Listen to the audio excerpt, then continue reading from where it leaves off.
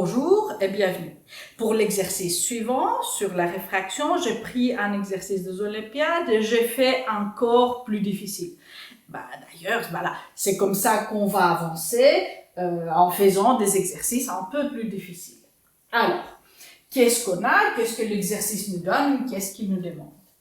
On a, comme avant, un spot, mais au lieu d'illuminer la piscine d'en haut, il illumine un aquarium de côté. Et ça envoie la lumière dans l'aquarium, comme avant, sauf que maintenant, c'est qu'on a là, on a un patch circulaire, là, vous voyez en fait, c'est bleu, avec un diamètre de 20 cm. Alors là, c'est un papier opaque qui ne laisse pas la lumière passer. Alors là, on a un point aveugle, si vous voulez, et tout autour, on a de la lumière. Et cette lumière, finalement, va arriver jusqu'au bout avec des rayons un peu différents parce qu'on a évidemment la réfraction de plus loin, mais on a aussi la réfraction. Alors, on doit prendre en compte. Et finalement, ici, à l'autre bout de l'aquarium, on aura une région lumineuse avec, en fait, une ombre là au milieu, un endroit, un trou où on n'aura pas, en fait, finalement, de lumière. C'est que l'exercice vous demande, c'est de trouver l'intensité de la lumière ici au fond de la piscine, alors là où, à l'endroit où c'est illuminé, tout en connaissant que la puissance lumineuse de la source est de 40 watts. Les indices de réfraction vous sont donnés, alors l'indice de l'air c'est 1 et l'indice de l'eau c'est 4 tiers. Alors, on commence à travailler. Il y a deux parties de travail qu'on doit faire. On doit trouver finalement quelle puissance on a ici où c'est pris finalement par les sources, parce que la puissance lumineuse que ça va recevoir, c'est ce qui est produit par la source, moins ce qui est pris exactement par cette partie. On va calculer. Alors ça, c'est une partie pour calculer les puissances qui vont être reçues pour être après divisées par l'air. Et deuxième partie, c'est de trouver finalement les rayons, le rayon en fait antérieur, le rayon du trou et le rayon finalement de la fin ici, de rayon du bord des rayons, parce que ça c'est un spot et ne va pas illuminer partout. En fait, ailleurs, ça ne va donner qu'un certain angle. Alors, commençons par les calculs de la puissance. Alors, la puissance qui est produite ici par le spot va être quelque part dispersée partout dans cette région. Alors, ça va être un disque, en fait, de 25 cm des rayons. Ça, en fait, nous dit que l'intensité, finalement, au côté, en fait, au début de l'aquarium, ça va être la puissance produite sur fois 0,25 au carré, qui est les rayons. Pourquoi est-ce qu'on fait ça? Parce que on veut, en fait, après, on veut savoir combien d'énergie est prise de ça. Si on a l'intensité qui est supposée d'être homogène, d'être exactement la même, finalement, sur toute cette surface, on peut calculer la puissance qui est prise par cette partie et on peut, cette puissance qu'on va trouver, finalement, qui passe à travers, on va utiliser après avec l'air qu'on va calculer pour trouver l'intensité à l'autre bout de la piscine. Alors, l'intensité ici à l'aquarium, ça va être, calculons, 40 sur pi fois 0,25 au carré. Je vais calculer pour savoir combien ça donne et ça va être watts par mètre carré. carré. Alors, on a 40 divisé par pi, divisé par 0,25 au carré. Alors, ça fait 203,72 watts par mètre carré. Alors ça, c'est ce que toute cette surface va recevoir. Et regardons maintenant combien va être enlevé. Alors, ces patchs, on a dit un patch circulaire, ça fait un disque, d'un rayon de 10 cm, moyen du diamètre. Alors, la puissance, si vous voulez enlever par le disque, je vais faire moins, ça va être l'intensité à l'aquarium fois l'air de ce disque qui va être pi fois 0,1 et ça au carré. Alors, je prends la puissance, je fais fois pi, je fais fois 0,1 au carré et on a le fait que 6,4 watts vont être enlevés par ce patch. Alors, si notre source donne 40 et on enlève en fait 6,4, ça veut dire que la puissance qui va arriver ici au bout de la piscine, ça va être 33,6 watts. Et ça va nous servir pour trouver l'intensité une fois qu'on a l'air de ces données qu'on aura en temps, en fait, qu'image, ce qu'on va voir à l'autre bout. Alors, la première partie, finalement, de cet exercice est faite et passons à la deuxième partie. Alors, la deuxième partie, c'est très similaire à ce qu'on avait avant, sauf que c'est à l'horizontale. On a deux partie en fait ici. On n'a pas besoin pour faire de deux côtés, évidemment c'est symétrique, on est au milieu de tout, mais on doit faire en fait la réfraction pour ces deux rayons qui ont un angle différent. Trouvons l'angle. Alors on a l'angle ici, l'angle d'incidence 1 et ici l'angle d'incidence 2.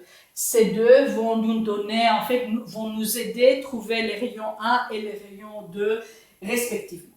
Alors, pour l'angle ici, comme en fait on a fait avant, on sait que tangente de cet angle c'est le 10 cm en fait divisé par 1 mètre. Alors, l'angle d'incidence 1, ça va être arc tan. 10 cm, c'est 0,1 mètre sur 1. Alors, je prends ma calculette. On a arc tan de 0,1, c'est 5,71. Maintenant que j'ai cet angle-là, je peux trouver l'angle réfracté. Alors, l'angle réfracté 1, si je prends la loi de Snell, j'ai 1 fois sinus de ça est égal à l'indice de réfraction fois le sinus. Alors, on aura, pour trouver l'angle réfracté, je vous l'écris en fait comme ça, vous voyez.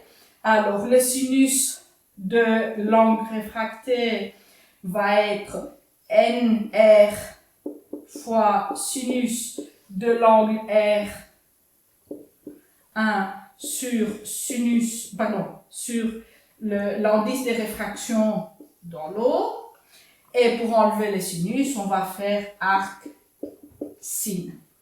Alors, on a 1 fois sinus de 5,71 divisé par 4 fois 3 et ça un arc sinus. Alors l'angle réfracté de l'autre côté, ça va être 4,3 degrés.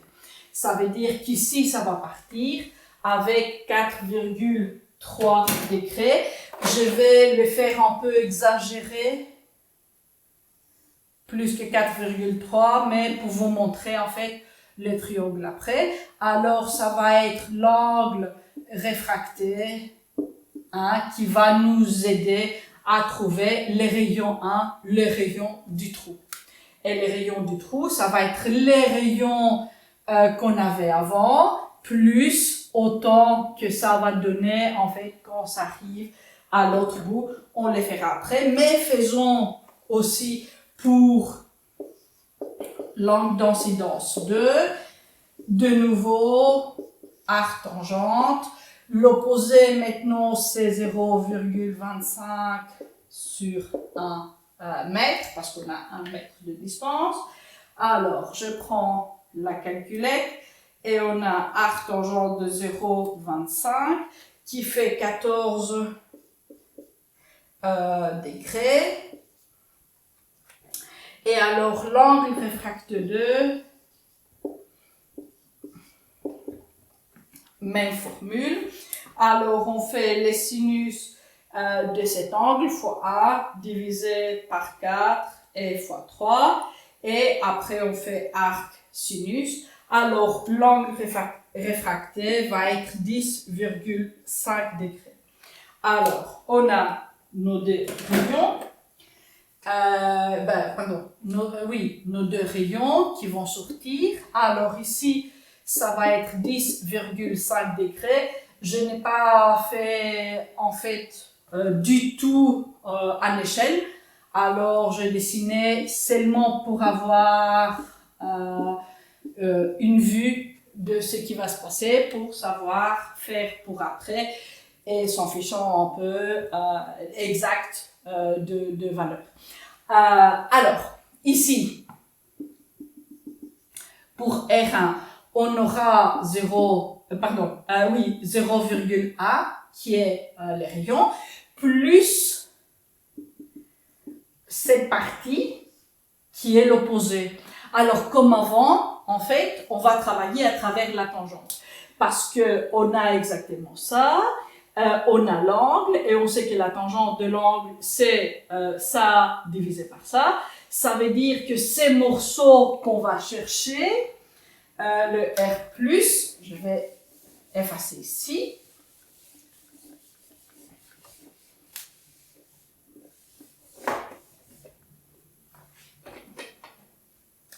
Alors, on a R1 plus va être la tangente de l'angle de 4,3 degrés fois le 2 mètres. Alors, on prend de nouveau la calculette, on fait la tangente de 4,3 et puis ça fois 2, ça fait 0,15 mètres. Alors 0,15 mètres, pour ajouter déjà au 0,1, ça veut dire que R1, ici, en fait, le rayon du trou, où on ne verra rien, ça va être 0,25 mètres. Même chose pour R2+, ça va être la tangente de l'autre angle qui est 10,5 fois 2. Alors on fait tangente de 10,5 et puis on fait fois 2. Ça fait 0,37. Ça veut dire que R2 c'est ça plus les zéros. Plus les zéros, plus les 0,25 parce que là on commence déjà plus haut. Alors on est à un rayon de 25 cm, ce qui nous donne 0,62 mètres. Maintenant on a trouvé les rayons, on peut utiliser pour trouver l'aire du donut qu'on va voir. On a un rayon antérieur de ça on va enlever de l'air parce que ce n'est pas illuminé. Ça, c'est ce qui est illuminé, c'est ça, moins ça. C'est tous ces disques, moins le morceau qui manque. Alors, l'air.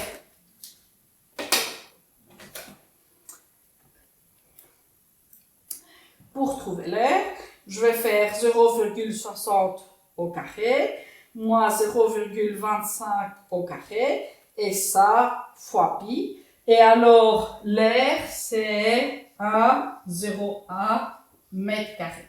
Et ça, c'est l'air sur lequel cette puissance va être dispersée.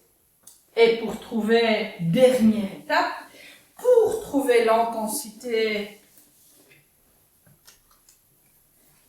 de la lumière au fond, c'est qu'on cherchait, ça va être la puissance qui arrive au fond divisée par l'air du fond, ces deux nattes que j'ai dessinées. Alors la puissance, on a déjà en fait calculé 33,6 watts. L'air, c'est 1,01 mètre. Alors 33,6 sur 1,01, ça va faire 33,27 watts par mètre carré. Et ça va être exactement l'intensité qu'on va voir de la lumière ici dans ces deux nattes illuminées. Alors, je soupçonne que je suis allée un peu trop vite, mais vous pouvez voir et revoir la vidéo. Essayez de faire par vous-même parce que c'est un très bon exercice pour travailler votre trigono, votre géométrie et votre formule des réfractions. Je vous dis au revoir et il y aura encore une autre vidéo. Ciao!